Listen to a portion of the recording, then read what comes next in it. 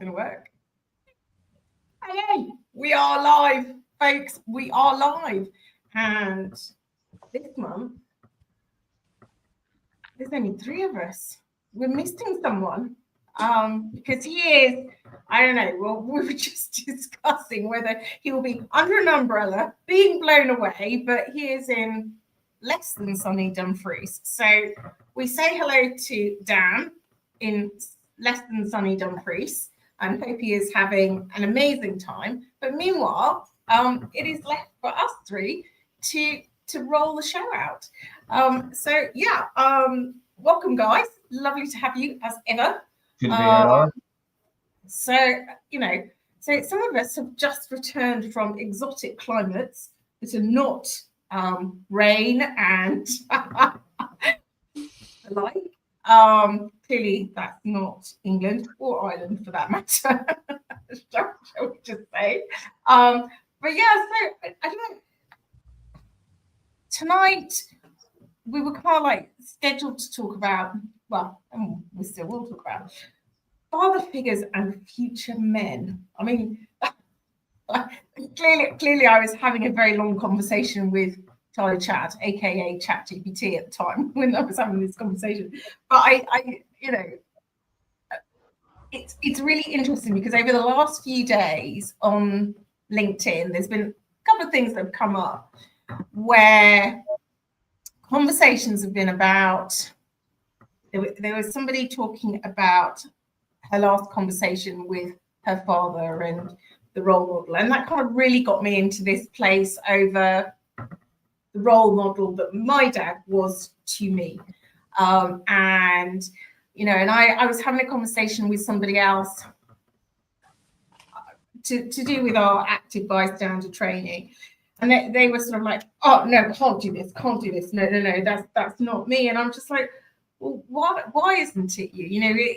Okay, so is it about you not feeling comfortable to it, or is it that you just think you've got this covered? I don't know. So anyway, that's my opening ramble, because I guess for me, it's like there's just been so many things in the last 48 hours where it's just like really made me think about, is it role modeling more generally, whether it's men or women, how they role model?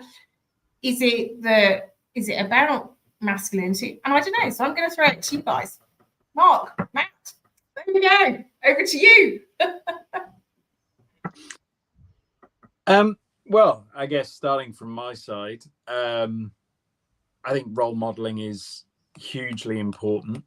And I think it's a different form of role modeling in today's society that, perhaps it would have been 50, 60, 70, 80 years ago, because I mean, I've come from a country, Hong Kong, where it is the norm that both men and women have successful careers and children and everything that goes with it, because of the proliferation of cheap childcare that you get there. And so for my last 15, 16 years, it's been very normative to be in an environment where children see men and women being big, successful career people.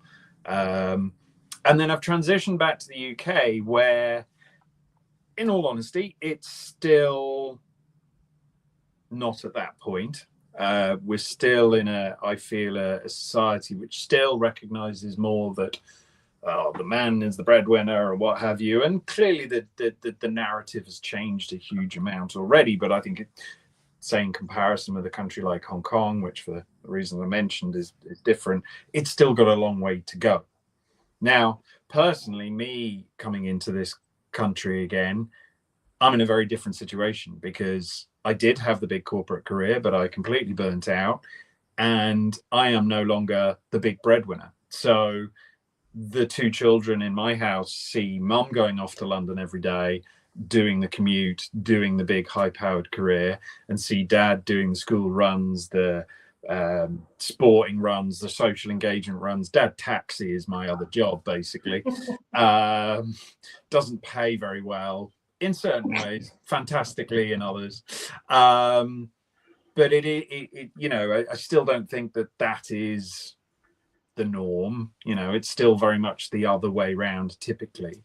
So, you know, I think it's nice that my kids have seen a culture where both parents have big successful careers. I think it's nice that my kids are now in this culture where, you know, maybe it's a little bit different, but again, it's mum being the big role model of successful career, and dad is establishing a successful career, but in a different way with different parameters. So, you know, I feel pleased that my kids are seeing that kind of role model. But I'm also very conscious that I was also a very different sort of role model, not so much for my daughter, who was too young at the time, but for my son, very definitely, when I burnt out.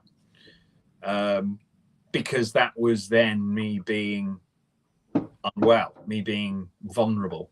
And that was a very different sort of role model, again, that we perhaps have with the stereotype. Now, I wish I hadn't gone there. I wish that hadn't happened. And there's been a good amount of my role modeling through that phase, which has not been positive, because they saw a dad that was short-tempered, snappy, irritable, you know, that it's okay to shout, which it's not. However, on the flip side, coming out of that, I was also able to have conversations with my son about, you know, it's okay to not be okay. The vulnerability there, that dad isn't well, he's taking some time out. And it did sort of normalize that kind of conversation, which I think is only beneficial as well, that we normalize therapy, we normalize discussion, we normalize vulnerability. So again, I've been sort of rambling a lot there, but I think it's I think the kind of role modeling we're talking about is changing, is shifting. It's not the same it's not as far along as other cultures, but I think it is changing. And I hope with some of the active bystander training that you're leading, Laura, that we do see engagement there, because I think that is a key part of male role modeling still, is to look at how we show up, how we engage, how we be part of the solution and not just be satisfied with not being part of the problem. Like, that's not really enough. Being part of the solution is where we hopefully can go. No, I totally hear you, Matt. And before I kind of get Mark to make comment, because there's just a couple of comments I just want to bring in from the audience around the points that you've made, from Chris, saying Asian culture is full of contradictions indeed. On one hand, we have fully equal role families, and on one hand, we have the extreme opposite with women with no role outside the house and kitchen. And I think that is so true. And the second point you made, I think, is absolutely to your point. And in fact, actually, even today, I've been on a conference for most of today, and the closing piece was, because many of you will know that I am the independent advisory group chair to Kent Police for my area, and so it was all around, you know, the role that we play, and the closing line was around, this is about humanity. And I think Chris has touched on it right here. I think the need is to model humanity in the families. I mean, she goes on to say, in my household, we didn't see things as mum things or dad things, but parent things and parenting partner things. We all have circling chores and responsibilities. That made a huge difference in how we grew up and what we believe in. And I couldn't agree more on that. I really can't. But I think it is humanity. So Mark, you know, welcome to the conversation. You know, we have gone straight in the deep end. So you're asking me to sum up humanity. Okay, where do I? I think one of those, you know, those conversations where there's the monks and the cat and all the rest of it, and you know, I'll be very happy. Well, I'm sure I could find a story to tell, but I know you will definitely. I think an interesting starting point is simply the idea of role playing itself, right? And being able to see what's important, maybe to see. And okay, I'll take it out of this particular context into two contexts. One is I know there's a girl on Strictly at the moment who has a young lady who has Down syndrome. And my friend who has a daughter with Down syndrome posted a video online the other day of her daughter dancing in her sitting room with the girl with Down syndrome's Strictly performance in the background recorded. You know, and so there's a perfect example of being able to see yourself in that space and how important that is to be able to see yourself, to know you can do that. And that's one side of things. And I think, you know, if we talk about the role playing, and we try and avoid having to talk about the Andrew Tates and Thus Is This World, but in a way, he's role playing for men, for young men who want to see themselves in that space. And that's why it works so well.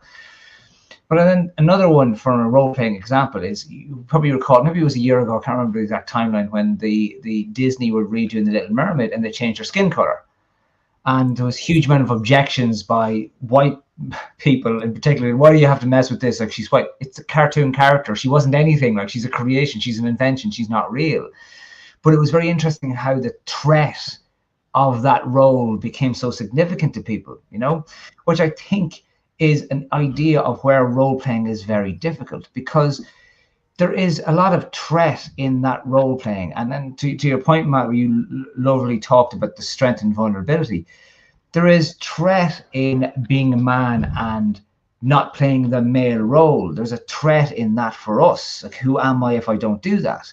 But what is that role, and what role are we adopting to play? Like, I cite a simple example of, we get in the car and I'd said to my wife, do you want to drive or will I drive? You know, so we decide who's driving, rather than I'm the man, I drive the car, which I know like a lot of people that would be the attitude. I'm the man, I drive. This is my job. Like, you sit in the passenger seat, you know, as opposed to, and I would have thought that a little bit. My wife challenged me on that, and she's absolutely right.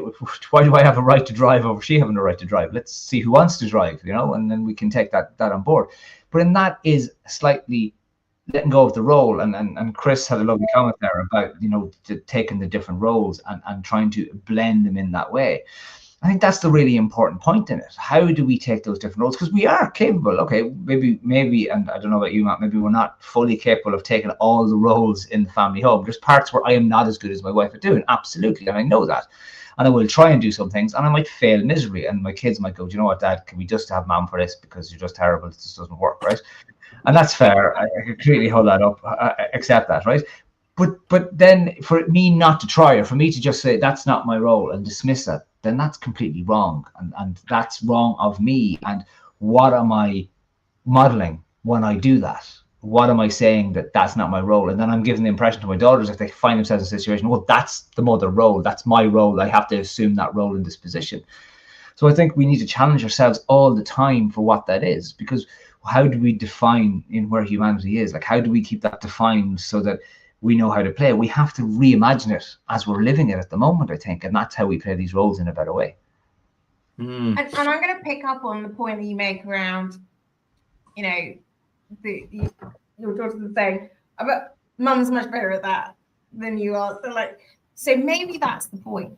Maybe it's not about that's a dad role or it's a mum role. It's actually about what you are better at doing in the moment. And, you know, I know there are certain things that many would go, but that's a dad role in official terms. But I'm much better at doing it. I mean, clearly I am not a mum. Well, not necessarily clearly, but I'm not. And so I kind of go to this place of maybe the key is that it's more about who we are, irrespective of the role we're trying to play or the title that people try to give us in order to make people feel, well, I know where you fit in, rather than actually just going, well, you're Mark, you're Matt, you know, and your respective partners, whatever else, and I know you for your strengths, and your strengths are this, and they might be absolutely brilliant at things that we wouldn't conventionally say are male roles. And maybe that's the key. I don't know. You know, because I think there's a huge thing around this I know it's almost like the silence, the thing that's unsaid about the roles that we carry without actually saying something. And that, you know, there's a perception about a dad role, a male role. Is it what, you know, oh, is there a women's role? Is there, and maybe it's that silent perception that we all carry.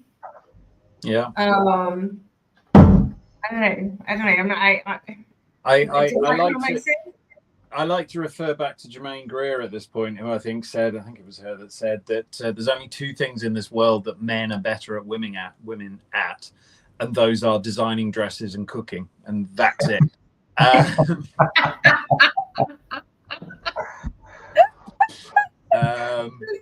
So yeah, it's that.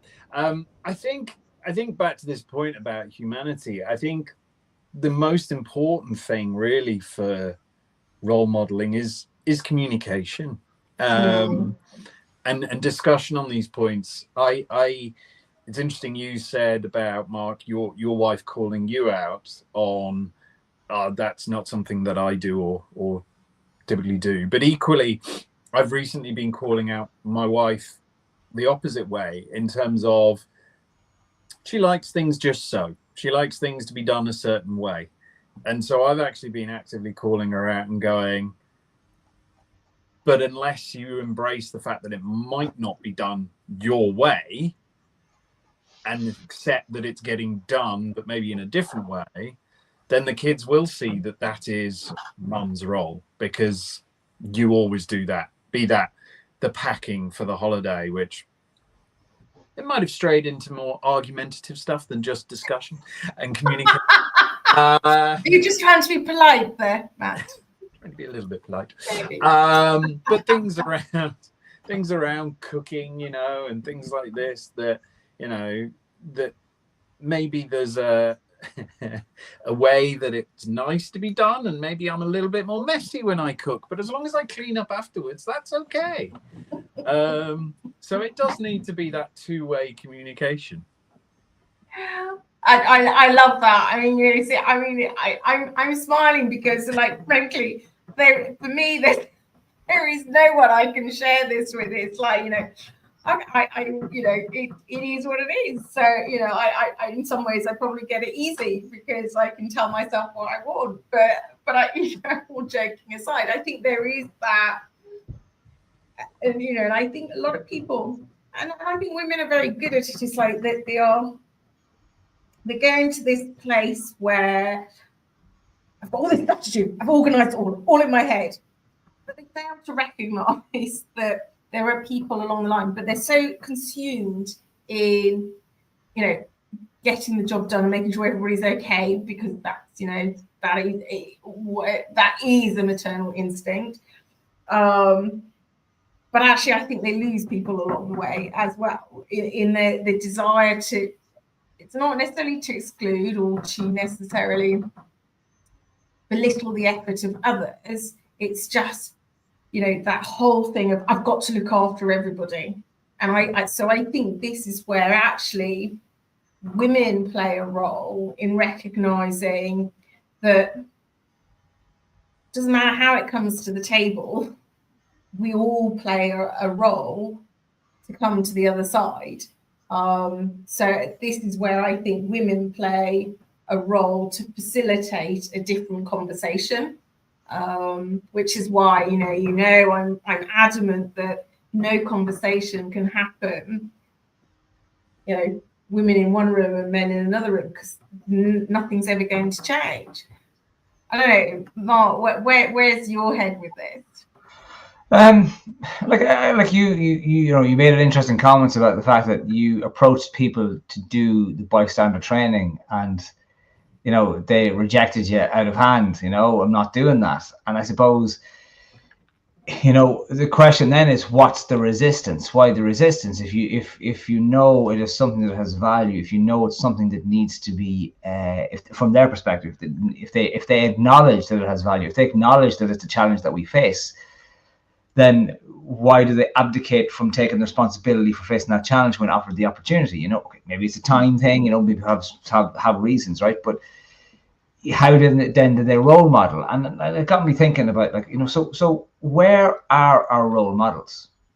Where are they out there? Like, where do you find a role model? And, like, you know, you go on social media and it is hard to find that many positive role models in many respects, because, you know, role modeling positive behavior isn't usually that entertaining in many respects. It doesn't make you want to watch more of these videos. Like, I often cite, I would read an awful lot, and my favorite book is one of those very rare things in literature. It's a book about a good person, and it's a book about a good man. And it's very rare we write about a good man, because it's very hard to make someone good interesting. It's very hard to make someone, you know, they need to have a flaw, there needs to be something, and there's slight flaws, but it's the humanity that shines through, the absolute humanity in him that shines through, and being a good man and leading, because he has a very young son and he's an old man, and he's writing a letter to his young son who because he knows he won't see him grow up. And in the letter, he's trying to put the lessons he learned, and he's trying to model a behavior, but he's been very open about what I did wrong too. And so I want to show you what I did wrong, so you know I wasn't perfect, and you'll also know that it's okay to make mistakes and learn and grow from those mistakes. But it's such a rare thing to have a good man as a model and a character. You know, where do we see it in anything? You know, do we see that thing? And I think that's what it highlights such an example. Half the time because it's not interesting, but to the point if we can't see it, you know. So therefore, those guys who don't want to do it, they don't want to do it because they can't see an example. They can't see a model of someone who's done that and has made a difference and proved to have value. Like, why have I signed up? Because I know it has value. Because suddenly I've been given this opportunity to do this, and I know I can learn. I'm a dad of 2 daughters. This is something I have to learn. I don't get to teach any sons, but I'd like to hope I can learn to model my behavior in a better way to show examples. So I think I have an onus to do that. But how can we get everyone else to think and understand that? You know, like, to finish it off, like, you know, we live in a world where people are talking about it's the refugees make our countries not safe for women, but our countries weren't safe for women before the refugees got here. So what are we talking about? Yeah, no, I'm totally with you, Mark, because, you know, actually, factually, more attacks to women happen from those that we know, not strangers. Yeah. And they're, you know, and one of the things before you made that comment, I was kind of heading to in my head was the role of media in setting up a narrative about what we should be.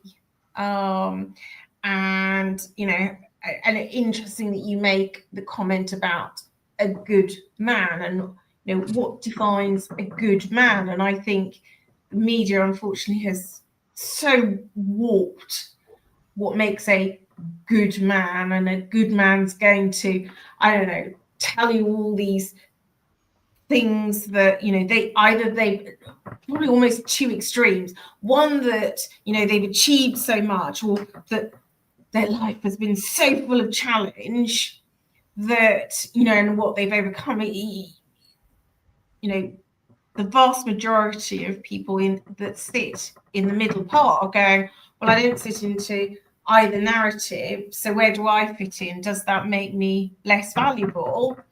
And I guess I go to this place of, is it that's shaping the narrative about expectation that then sets the precedent about how we should show up? You know, it's, I don't know.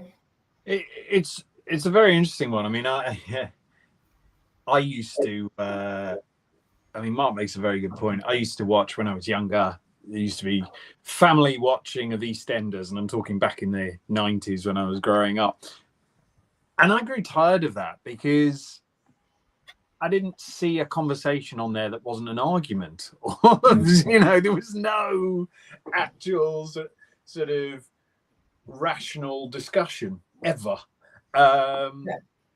Because, as Mark says, that's not interesting. Rational, calm, logical discussion isn't interesting. So you do see in media, in soap operas, etc., you see a lot of modeling that is not positive. Yeah. On the flip side, I'm not in this world at all, but the social media world, I've actually, because again, our household are big Strictly fans, and that's a fantastic role model in some way. Like seeing guys actively embrace dancing, it's a very different role, but hey, it's for some people. Some people it clearly isn't, but you'd argue that's as much as men as it is women. And I'm thinking, what was the name? Anne Widdecombe, clearly not a dancer, going back in the day. But yeah, like we sit and watch that family. We love it. My son's grown up dancing, doing ballroom and Latin, as well as my daughter, and they both love it. But some of the social media people coming through on there, I've been really pleased to see, have actually been genuinely decent guys. There's one on this year. Again, I don't know him at all. Apparently he's got a huge social media following. He comes across as a really nice guy. And there was one a couple of years ago saying, like, I don't know this world at all, but funnily enough, I'm almost seeing some coming through more through that than regular mainstream media. And then you've got the Andrew Tates, and then it all goes wrong. But And I know Mark and I, before you joined us, Matt, we've talked about Andrew Tate before, and I think it's, I think therein lies. Well, one of the things I was thinking of before you mentioned Andrew Tate was, are we all endeavouring to pursue perfection, and are we all, endeavouring to pursue an idol, for want of a better word, or somebody who just looks like they've got it together, and therein lies the unraveling of us all. Not I don't know.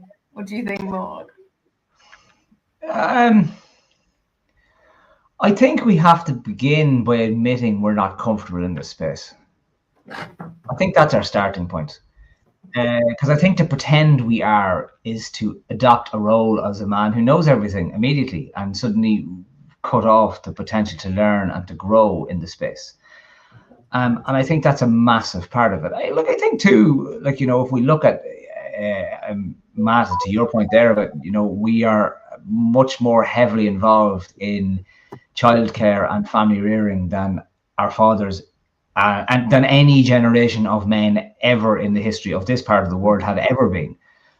We've had to learn, and I often said, I think my father had it quite lucky. He used to come home from work to have his dinner ready for him, and he'd go to football, for the evening or whatever else he was doing, whereas we had to learn how to do all these other things, which is good for us, and I think that's very good for our kids to have seen that and to understand that that's within that family nucleus. But I think for me, that starting point is that I'm not sure where I am. I'm not sure what to do in these spaces. I'm not sure who I need to follow. I'm not sure who's got the right guidelines. I'm not sure what I should say, how I should use whatever profile or platform I have to talk about these kind of things. I'm not sure how I should call my friends out on stuff that I don't agree with.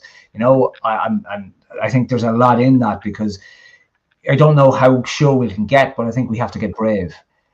And then we have to be courageous and start doing it and start saying it and start calling it and start acting in that way. And in doing this, being a better bystander, I clearly have to talk about all the stuff that comes up in that and talk about it with men that I know, in social circles, in spaces that I meet them, and say, this is what's important, this is what matters. And kind of, do we become, do we have to have the conversation so that we learn while having the conversation too? I think that's maybe where we have to go with it. And I know I'm with you, Mark. I think one of the things that I was kind of going in my head was, do men have to be sorted in order to do this? But I think, do women have to be sorted in order to do this? I think actually it's about being courageous, to adapt in the moment, to recognise what we don't know, but are prepared to sit with and evolve in that moment. So otherwise it's never going to change. Nothing ever changes. If we just sit there and wait that it's going to be perfect, or we're going to know everything, or we're going to be a particular way. And I think it needs a brave few who will start almost the wheel in motion, that it allows to go forward. I think you hit the nail on the head there a little bit, Mark, in terms of we really have to shift the narrative from the male stereotype being the strong, has all the answers, takes control, leads, to the male role model being, it's okay to not know. It's okay to not have all the answers. It's okay to need to work it out, to discuss, to have a partner, to talk it through with, I'm totally with you. Like, I get things wrong. I don't know what I'm doing some of the time, but acknowledging that and saying, but who does? Exactly. Yeah. And yet the historical stereotype is that we should. But do you think, Matt, because I often think about this, and with your expertise in burnout, I mean, do you think some of men's burnout is because of this stereotype expectation of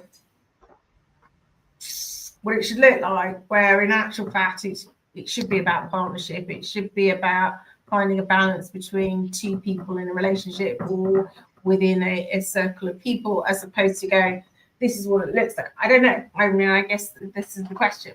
No, absolutely. I mean, I don't want to go off and divert too much into burnout, but 100%. So many of the people that I talk to on that topic, so much of it is, I've gone down a particular road the society told me was the right road to go down, and I'm along this road, and I'm no longer sure that actually this is the right road for me. And half the battle to avoid burnout is recognizing that before you get there. Unfortunately, too often it's a case of, I've burnt out. I now realize I was on the wrong road. I now need to find the right road. But yeah, 100%. It's about this almost societal norm of what is success? What does success look like? How do you pursue it? How do you build your career? And that's what it should be. Yeah. Now, I've just knocked everything on the floor off my desk. Apologies for the noise. But no, I'm totally with you on that. And so I don't know. To that point, what do you think needs to change? Is it because we all need to redefine success better? Is it because we all need to listen better? I don't know. I love this phrase, and I have Lindley Gooden to thank for it. We all need to build better ears.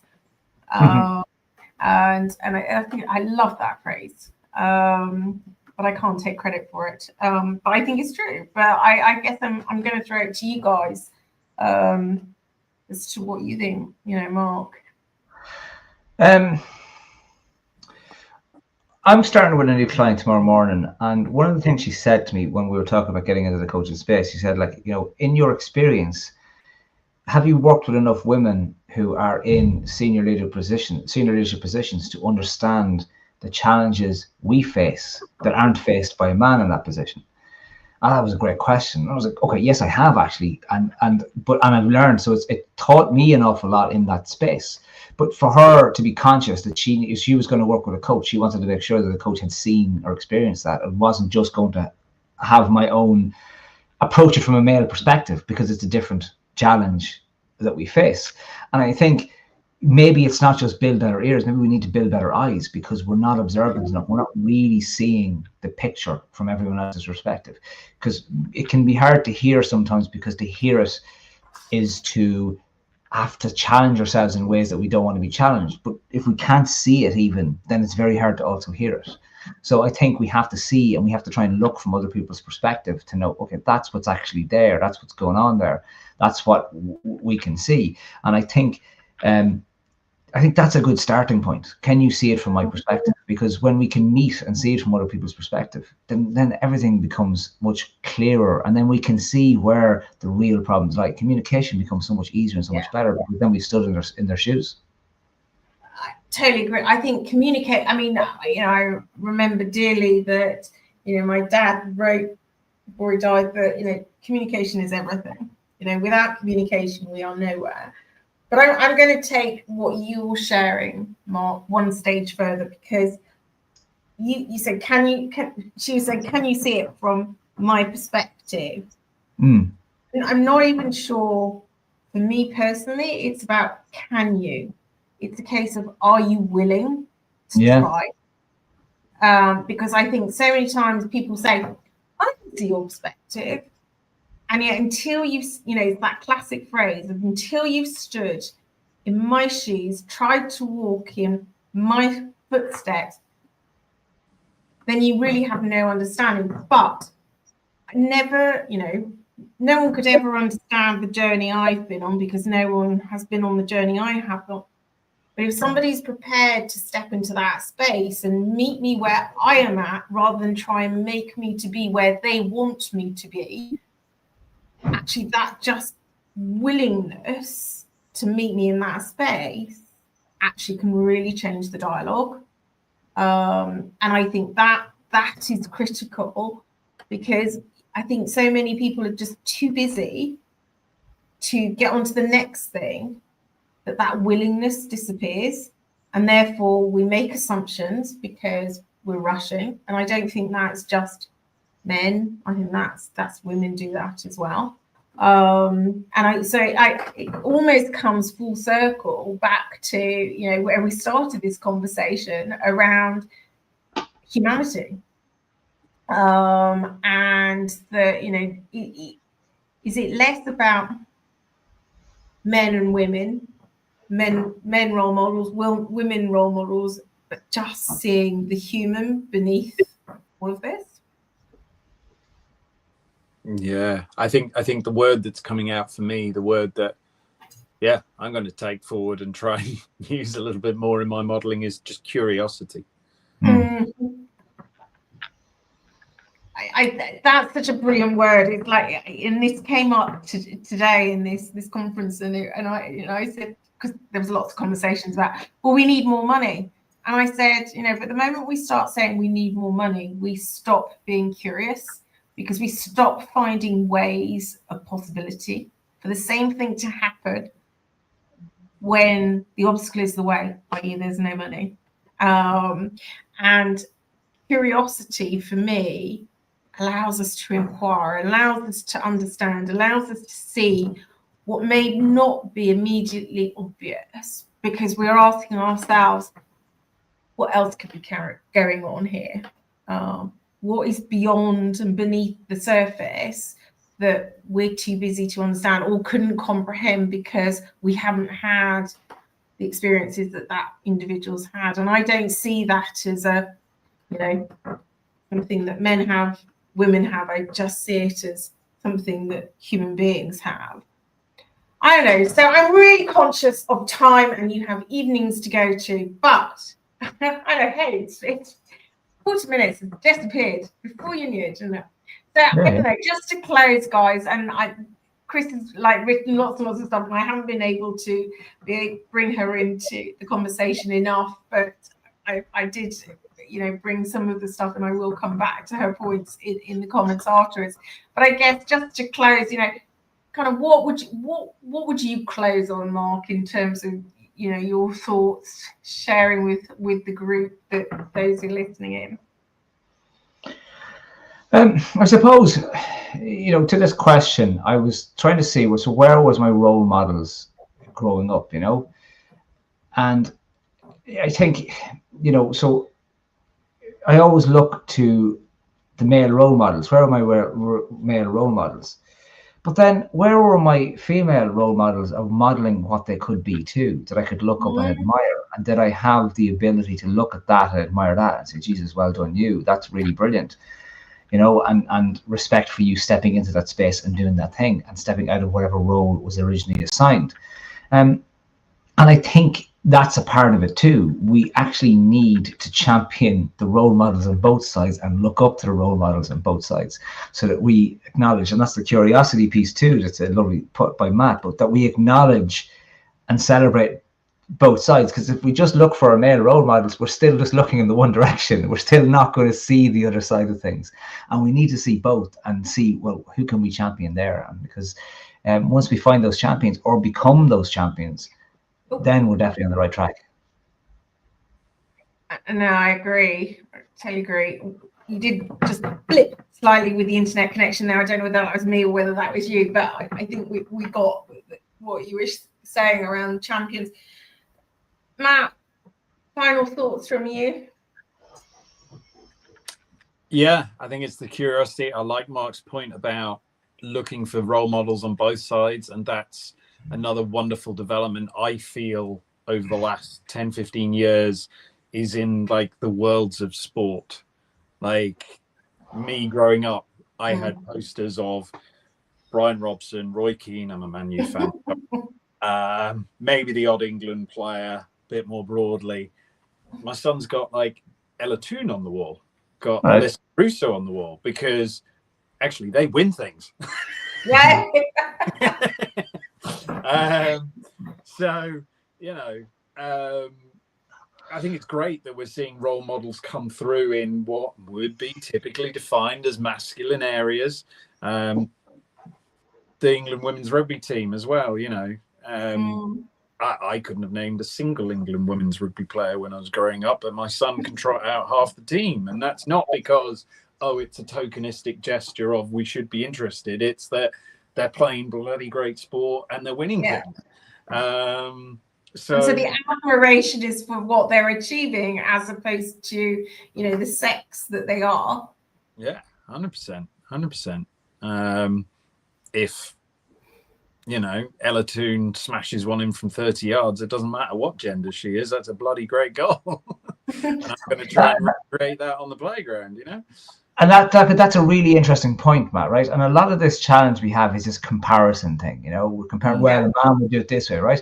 And I was listening to, I can't remember her name. She's brilliant. She just is regularly on Irish radio talking about sport. I wish I could remember her name. And she made a really good point. The Irish women's hockey team got to the World Cup final, and like wouldn't have been, you know, pitched to be that high. They'd be kind of like a 10th, 12th in the world. And they have this world-class goalkeeper, and they got to the World Cup final. And everyone watched it and thought it was amazing.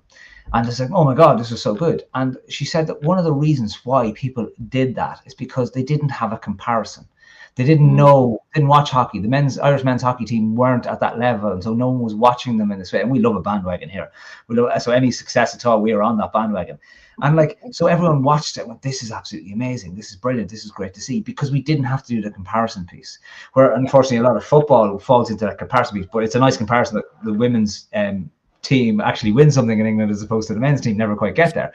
But we do go and compare it, right? And like Gaelic football will be a massive sport in Ireland. And in the last 20 years, ladies Gaelic football, or women's, it should be, they call it ladies, which is, again, just goes to show you inappropriate. It should be women's Gaelic football, is also, because it's not gentlemen's football, you know, it's men's football, you know, so, but it's really gone through the roof. And the number of players is extraordinary. But it's a different game. And if you try and judge it like the other game, then you're comparing in the wrong thing. It's a different thing. And then you begin to learn it and appreciate it for its own. I think that's fantastic, that we can do that. And that comparison is the thing we have to avoid, and start taking things as they are and seeing them for who and what they are. And then we can learn more about them and then enjoy them in their own way. I'm totally with you. And I think that's exactly the point, is it's recognizing, for me, we're valuable in and of ourselves. There isn't a need to compare. And I think that's true whether you're man, woman, boy, girl. We are enough just as we are, and the competition is against ourselves. And that's the role model we should most definitely be following. Anyway, I'm conscious of time. It's now, 7:20. I am sure you have things to be doing this evening. I thank you for your time, and thank you to those who tuned in. And we will see you next month for the next episode of Together as Allies on Tuesday, the 25th of November, which is White Ribbon Day. To be told what White Ribbon Day is, because there are a number of people who don't know what that is, but we'll find the answer later on. Anyway, good night, everybody. Speak to you soon. Bye. Yeah. Good night. Thank you.